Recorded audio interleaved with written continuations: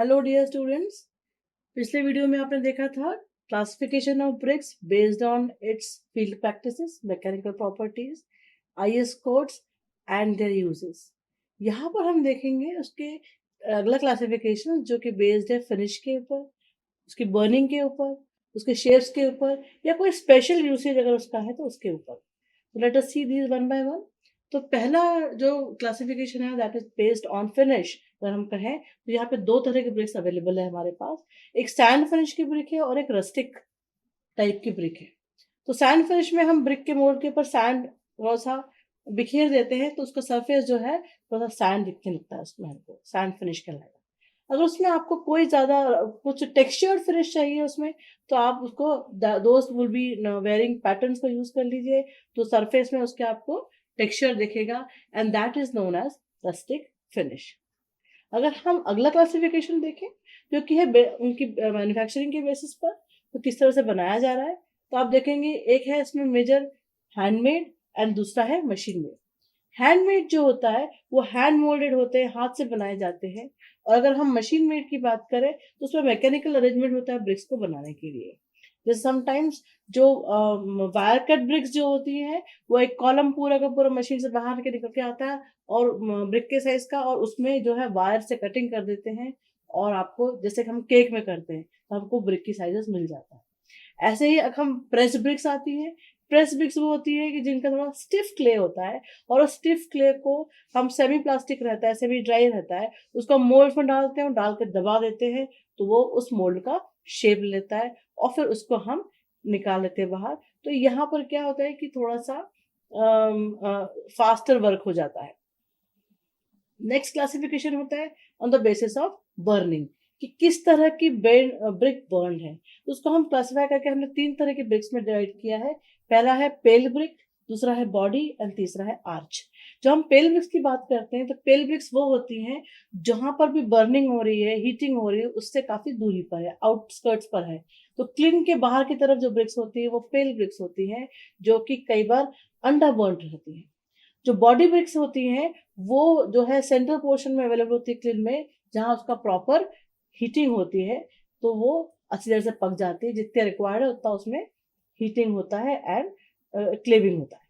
और तीसरे तरह का होता है आर्च ब्रिजेस, जो कि एकदम हीटिंग एलिमेंट जो रहते हैं, जहां पर हमने एनर्जी सोर्स रखा है, जहां से हीटिंग हो रही है, आग लगी हुई है, उसके नजदीक होते हैं, इनर पोर्शन में होते हैं, तो ये थोड़ा सा ओवर बर्न हो जाते हैं। तो ये है on the basis of their position in burning kilns.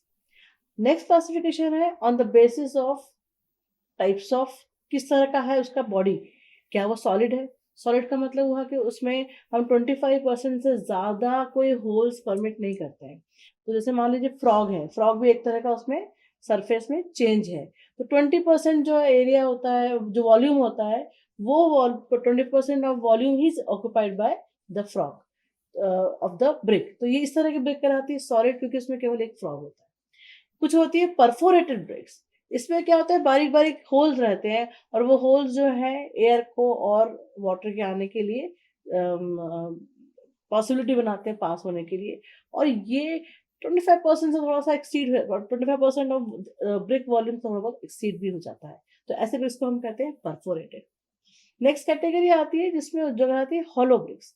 Hollow BRICS में क्या आता है कि ये भी, इसमें भी होल्स होते हैं, बट ये 25% से यहाँ भी इंक्रीज नहीं होता है, लेकिन क्या होता है वो पूरा होल बड़ा होता है। तो आप फिगर में देखेंगे, इस वाले फिगर में देखेंगे तो ये आपको परफोरेटेड ब्रिक्स नजर आएगी। और जो लास्ट वेराइटी इसमें होती है वो सेलुलर ब्रिक की होती है। सेलुलर ब्रिक्स में हम क्या करते हैं कि होल्स रहते हैं, वो एडजेसेंट रहते हैं, ऐसा कोई होल रहते हैं कि जो कि 20 mm डायमीटर के होल्स हैं और 20% एरिया को कवर, वॉल्यूम को कवर कर रहे हैं, वो कहलाते हैं सेल्यूलर। उसमें छोटे छोटे सेल्स बन जाते हैं ब्रिक के अंदर, वो सेल्यूलर ब्रिक्स। अगला क्लासिफिकेशन और बेस्ड है, तो जैसे मैंने कहा आपको स्पेशल यूज के ऊपर, तो उसमें पहले टाइप की ब्रिक है light weight bricks. Light weight bricks वो ब्रिक्स है जहां हम चाह रहे हैं कि ब्रिक्स का वेट स्ट्रक्चर के ऊपर ज्यादा ना है। जब स्ट्रक्चरल रोल प्ले नहीं कर रही है तो वहां पर आप लाइट वेट ब्रिक्स लगा सकते हैं। इससे ओवरऑल स्ट्रक्चर का वेट भी कम हो जाता है। इसको आप पार्टीशन वॉल में यूज कर सकते हो, आप इसको कैंटिलीवर बीम्स के ऊपर यूज कर सकते हो, ताकि स्ट्रक्चर का लोड जो है उस बीम पर आने वाला लोड कम हो जाए। नेक्स्ट टाइप की ब्रिक है इसमें फायर क्ले ब्रिक्स। जो फायर क्ले ब्रिक्स होती हैं ये रिफ्रैक्टरी ब्रिक्स होती हैं और इसलिए ये फर्नेसेस की लाइनिंग में, क्लिन्स में, फायर बॉक्सेस में और फायर प्लेसेस में इसको यूज कर सकते हैं। तो प्राइमरी इसका फंक्शन होता है कि हाई टेम्परेचर को रेजिस्ट करे, विथस्टैंड करे, खराब हुए बिना, टूटे हुए बिना झेले, और उसके बाद ये थर्मल कंडक्टिविटी भी लो रखे ताकि वो खुद तो गर्म हुई लेकिन उसका एडजस्टिंग स्पेस जो है वो गर्म ना हो। इससे एनर्जी एफिशिएंसी बनी रहती है। फिर आती हैं acid resistant bricks. Acid resistant bricks वो ब्रिक्स होती है कि जो कोई भी केमिकल एक्शन के अगेंस्ट थोड़ा सा विथस्टैंड करती हैं, डिस्ट्रॉय के आगे नहीं होती है, स्पेशली एसिड अटैक्स के आगे।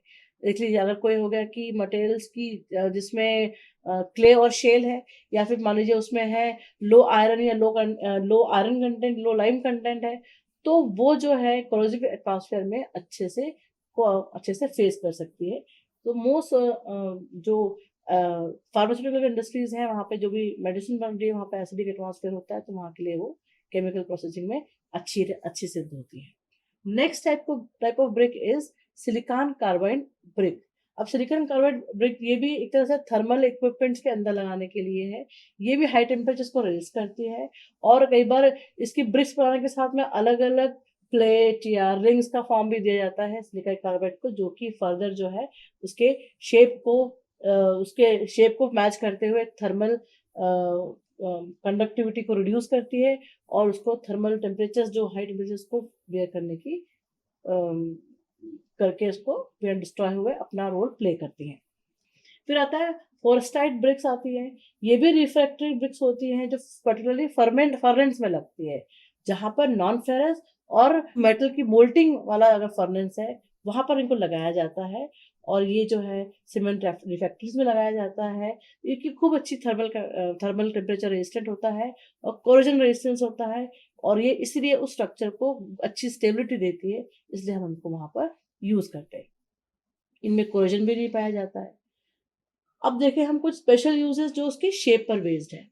जैसे मान लीजिए कि अगर आपकी कोई ब्रिक है जिसका 4 कॉर्नर शार्प ना होके एक कॉर्नर जो है वो थोड़ा सा राउंडेड या ब्लंट होगा, तो इसको हम राउंड एंडेड या बुल नोज ब्रिक कहते हैं। ऐसे ब्रिक को हमें कहीं पर शेप देना हो, चाहे वो किसी ड्रेन का साइड है या ग्रिड की लाइनिंग के लिए यूज करना है, ओपन ड्रेन्स की, तो हम इजीली इसको यूज कर सकते हैं।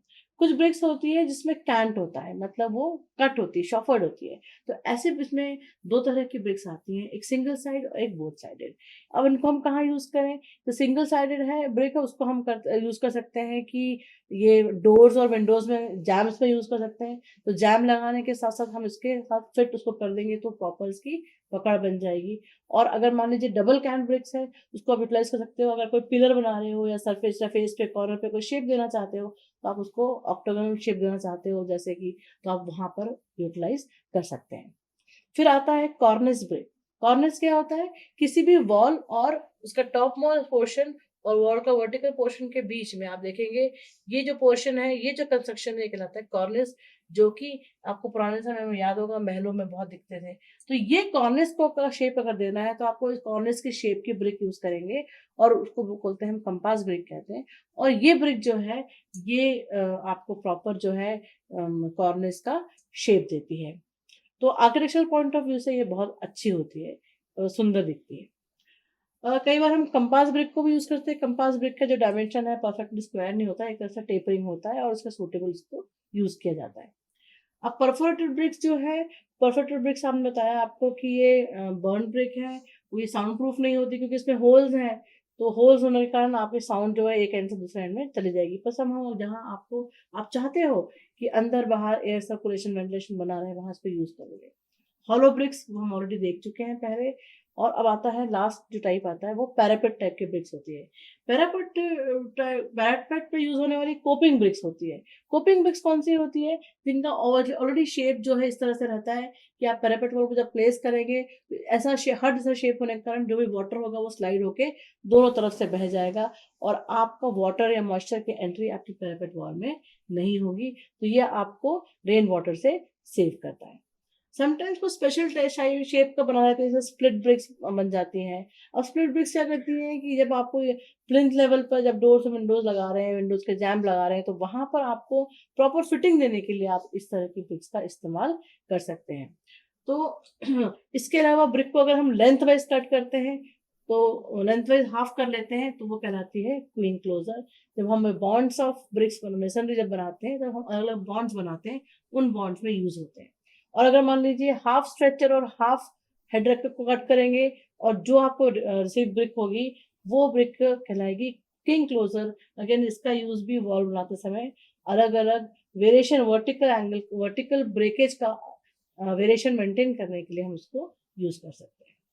तो और एक लास्ट क्लासिफिकेशन जो है कि क्या है प्रोसेस ऑफ ड्राइंग, उसके ऊपर हम इसको क्लासिफाई कर सकते हैं एज अ सन ड्राइड या अनबर्न। इनको हम बर्न बिल्कुल नहीं करेंगे ऑब्वियसली, क्योंकि सन ड्राइड है, इसलिए इनकी स्ट्रेंथ जो है वो बहुत कम रहती है। नेक्स्ट रहता है बर्न ब्रिक्स, जिनको हम बर्न क्ले ब्रिक्स पढ़ सके हैं।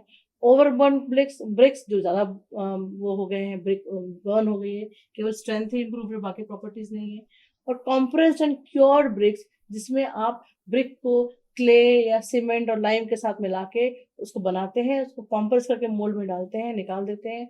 जब बाहर आती है तो उसमें आप थोड़ा सा क्योरिंग कर देते हैं, ताकि उसमें प्रेजेंट सीमेंट जो है वो अपना रिएक्शन पूरा करे और उसको कॉम्पैक्ट करे और स्ट्रेंथ दे। तो यहाँ देखा बच्चों आपने कि यहाँ पर हमने देखा है लेफ्ट ओवर जो भी हमारी ब्रिक की वेरियस प्रॉपर्टीज थी, जिसके बेसिस पर हम क्लासिफिकेशन कर सकते हैं, वो हमने इसमें देखा। तो आपको पूरा एज अ होल पूरा ही क्लासिफिकेशन समझ में आ गया होगा। Thank you.